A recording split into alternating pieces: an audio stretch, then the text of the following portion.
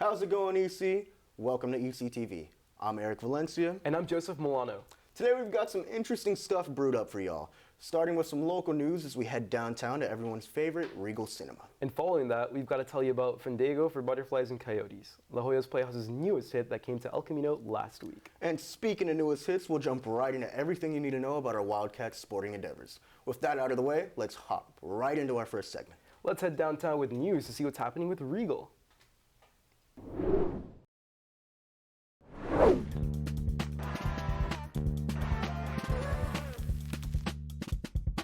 July 3rd, 2022, there was an article posted by Field Deal about the Oceanside Regal Cinemas in Ocean Place with the maybes and what ifs on whether or not there will be a redevelopment of the area. It's a little upsetting. I have a lot of memories, just being around the theater in that general area. In the article, Phil states that there's a developer that plans to build a combination of buildings in the 2.7 acres occupied by the cinemas. I believe some forms of gentrification as they're trying to clean up the image of Oceanside or make it less dirty. Councilmember Christopher Rodriguez of Oceanside gave us a few statements and met with us on Zoom on the potential possibility of the redevelopment. He stated to us that there was a developer conference that is not open to the public and that it is very hard for City Hall to have much control over buyers in Oceanside. Definitely, I think it should stay. Like I said, to not just to me, but to many other people, it has a lot more meaning than just a movie theater. America has a really bad homelessness crisis right now. That doesn't necessarily mean that bringing in more apartment buildings would solve that. Even some employees who work by Ocean Place were not too happy with the ideas of the redevelopment of the cinemas. Part of the gentrification that they're doing for the area, the city of Oceanside has already hired private security to patrol the area, kick out the homeless, take care of loiters and things like that. They don't really need to do that. They just need a remodel to bring more money, bring more attractions to a local popular area. There's a lot of movies that's been recorded here in the area. They just need a remodel, and it'll be fine. But they don't need to make it into what they're trying to make it into, for sure. In the article, Phil mentions that the property owner filed plans with the city of Oceanside on May 25th of this year.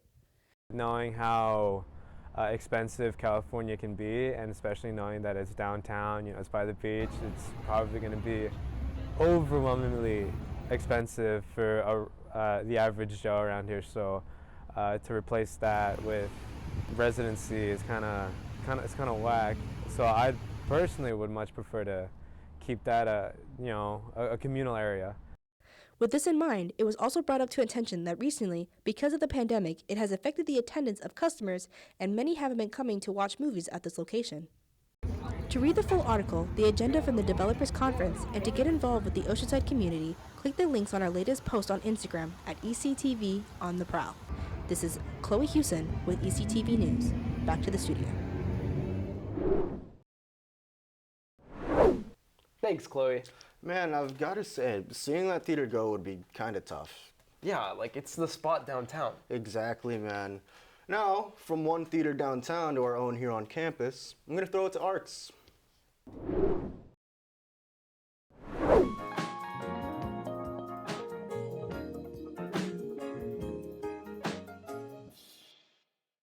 The art of music through theater performance is a form of expression and culture.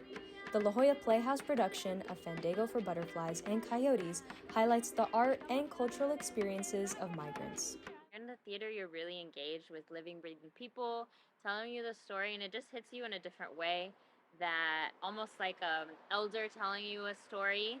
It has a spiritual experience to it when people are live in front of you, and I think it touches your heart and it can stay with you for a long time. The beauty of keeping theater alive is with the unique way actors are able to build a special connection with the audience through their performance.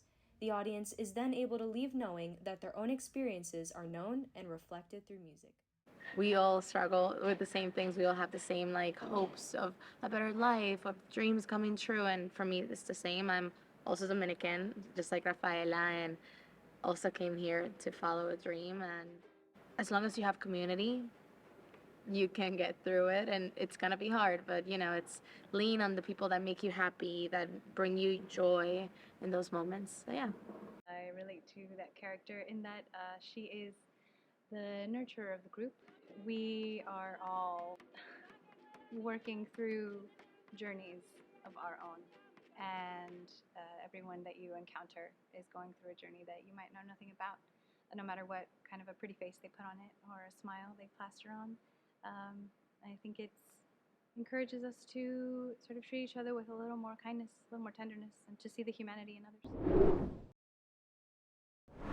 Thanks a bunch, Nat. Do you ever stop and think just like how hard stuff looks?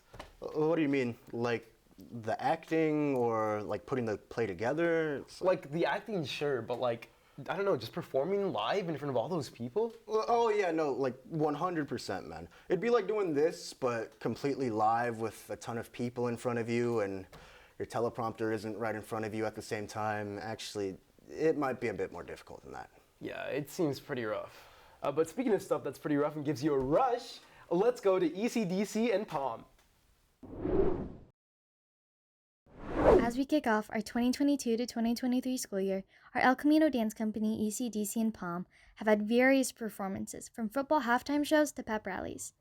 Now, we'll hear from the captains themselves. ECDC is the El Camino Dance Company, and we are a group of advanced dancers that have been dancing since we were smaller, and we represent the El Camino's dance team. So usually the way we choreograph dances is amongst the leaders choose a song and then split it up equally amongst the 5 leaders so that they each have an opportunity to choreograph and teach the dance. Well, we choreograph basically everything. We choreograph group dances for football games, halftime, pregame, and then we have our show in January, which we all choreograph small group dances for, but we also have to manage costumes. We basically plan out our entire show. We do time management, practices, everything like that. Some things to look forward to are homecoming halftime show, homecoming pep rally, other football games and pep rallies, and ECDC and Dance 3 show. ECDC to me is a safe place where everyone can express themselves through dance. Everyone has the opportunity to work together and choreograph a dance.